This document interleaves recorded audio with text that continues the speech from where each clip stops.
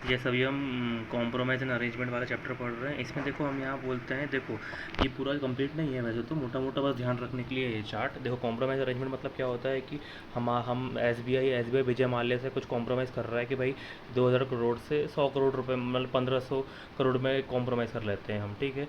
तो इससे डायरेक्ट ऐसे बोलने से नहीं होता है, पूरा पूरा NCLT, पूरा ट्रिब्यूनल, सब लोग इसमें इन्वॉल्व रहते हैं, ठीक है। तो कैसे होगा वो देखते हैं। देखो अप्लाई कौन कौन कर सकता है, प्रपोज कौन सकता है, company and creator and company and member कर सकता है, ठीक है।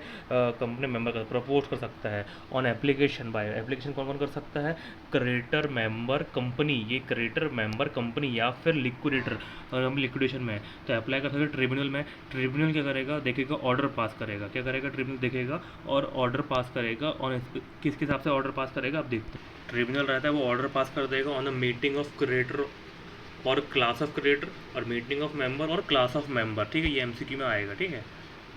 देखो ये वाला बोला कि अरेंजमेंट मतलब क्या होता है, अरेंजमेंट करेगा। अरेंजमेंट मतलब क्या होता है कि क्या होता है कि रीऑर्गेनाइजेशन या फिर कंसोलिडेशन ऑफ शेयर कैपिटल, ठीक है। इतना बस याद रखना, याद रहा तो। देखो सेकंड पॉइंट में बस बोला गया हुआ है कि कंपनी को करना पड़ेगा, एफिडेविट देना पड़ेगा। एफिडेविट देना पड़ेगा किसका, ऑल मटेरियल फैक्ट्स जितने भी है, रिडक्शन शेयर कैपिटल जो हो रहा है वो बताना पड़ेगा। और तीसरा ये MCQ में आना ही वाला है कि जो सिक्योर्ड क्रेडिटर है उनके बारे में जो डेट स्ट्रक्चरिंग हुआ है वो बताना पड़ेगा, लेकिन नॉट लेस देन 75%। 75% से ज़्यादा लोगों का आपको लेना पड़ेगा सिक्योर्ड क्रेडिटर अगर कैपिटल रिस्ट्रक्चरिंग हो रही है तो, ठीक है, 75%।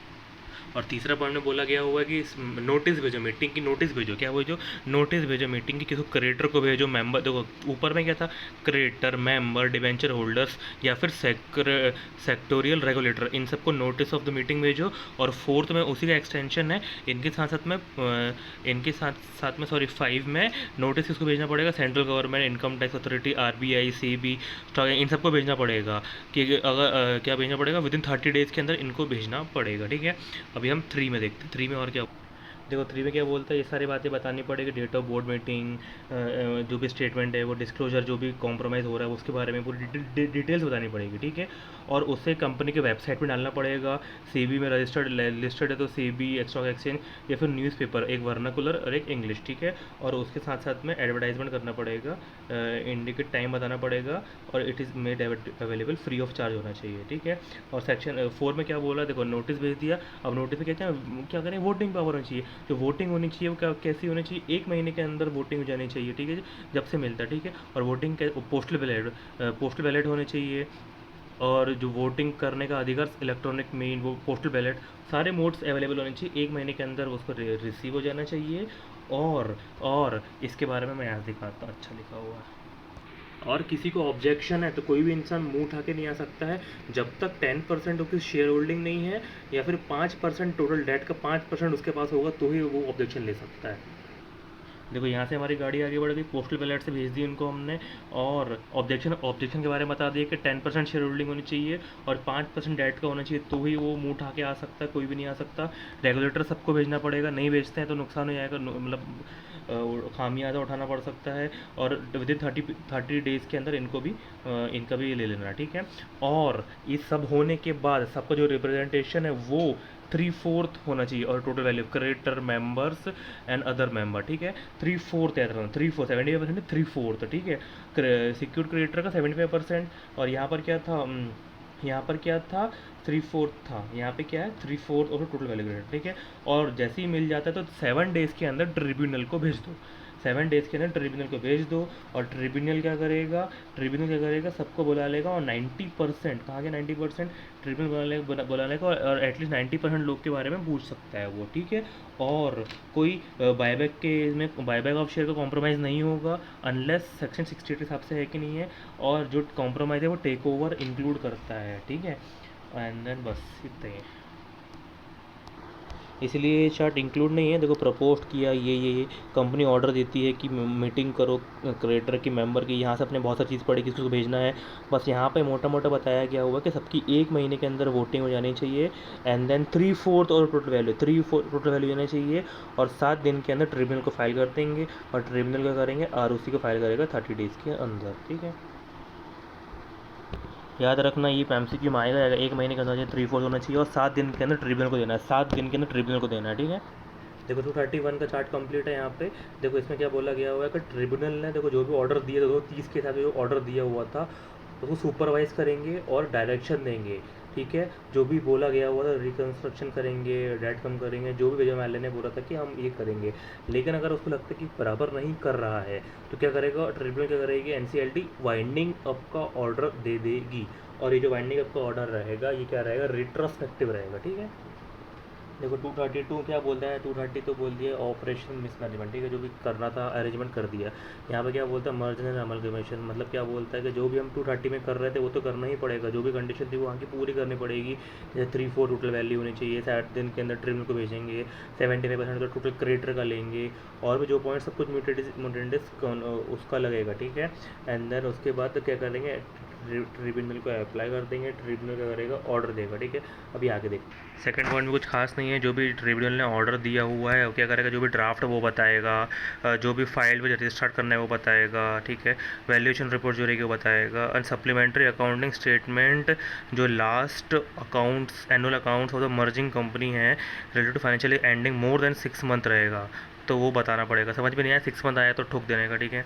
एंड देन थर्ड पॉइंट देखते हैं। थर्ड पॉइंट कुछ खास नहीं है, ऑर्डर जो भी ऑर्डर ट्रिब्यूनल देगा वो क्या क्या क्या ट्रिब्यूनल दे सकता है। देखो लीगल प्रोसीडिंग के बारे में जो भी होगा, जो कंपनी के एसेट्स है, इस कंपनी के एसेट्स हो जाएंगे, अलॉटमेंट ऑफ शेयर कितने होंगे, और ट्रांसफर कंपनी अनलिस्टेड कंपनी है कि लिस्टेड कंपनी है, set of fees already paid, और जो भी डेट ऑफ ट्रांसफर, ये सब ट्रिब्यूनल बताएगा, ठीक है।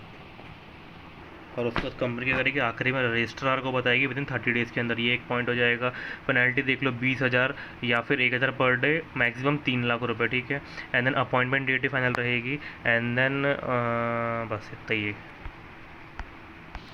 तो 234 के बारे में बताया गया है कि अगर कोई बाहर की कंपनी इंडियन कंपनी या फिर इंडियन कंपनी बाहर की कंपनी के साथ में मर्जर होना चाह रही है, अमलगमेंट होना चाह रही है, तो क्या होगा। सबसे पहले इंडियन कंपनी बाहर की कंपनी से, इंडियन कंपनी बाहर की कंपनी से मर्जर करना चाह रही है तो कुछ नहीं है, 232 के प्रोविजन तो लगेंगे, मतलब वो सब तो लगेंगे, लेकिन क्या करना पड़ेगा, पहले आरबीआई की परमिशन लेनी पड़ेगी। जैसे ही हम आरबीआई की परमिशन ले लेते हैं तो क्या बोला है, jurisdiction specified by the central government in consultation with RBI, ठीक है। एंड टू कंप्लाई और 232 प्रोविजन कंप्लीट होना चाहिए, ठीक है। फॉरेन कंपनी, बाहरी कंपनी इंडियन कंपनी से कर रही तो क्या करना पड़ेगा, यहाँ पे भी सेम ऐसा ही है कि अगर बाहरी कंपनी है तो आफ्टर प्रायर अप्रूवल यहाँ पे क्या है, अप्रूवल है, नीचे क्या है, कंसल्टेंट है, ये 100% आएगा। अप्रूवल ऑफ आरबीआई लगेगा after complying section, and payment cash depository, ये बस यहाँ पे अप्रूवल और कंसल्टेशन में क्वेश्चन एमसीक्यू आएगा ही आएगा। देखो 235 ये बोलता है जो डिसेंडिंग शेयर होल्डर रहते हैं, मतलब जैसे कि हमने कंपनी के, हमारे पास 30% शेयर थे और हमको कंपनी, मान लो हमको कंपनी एक्वायर करनी थी, अभी कुछ भी नहीं है, ठीक है। 90% हमने 92% हमने एक्वायर कर लिया, तो बचे जो 8 है उसको डिसेंडिंग शेयर होल्डर बोलते हैं, ठीक है।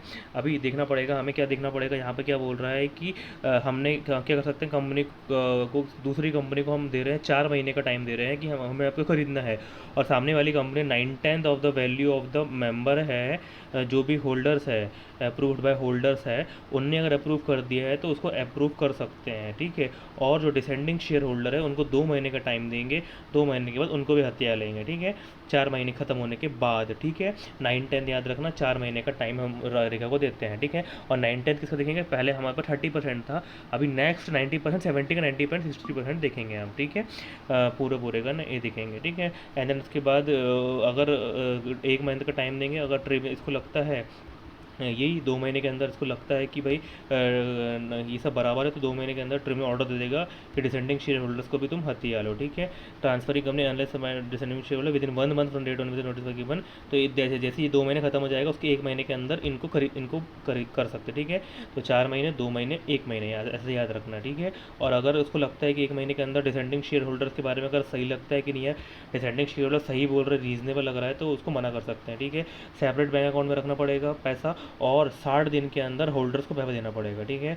और ये सब फालतू बकवास की हुई है डिसेंडिंग शेयर होल्डर के बारे में, ठीक है।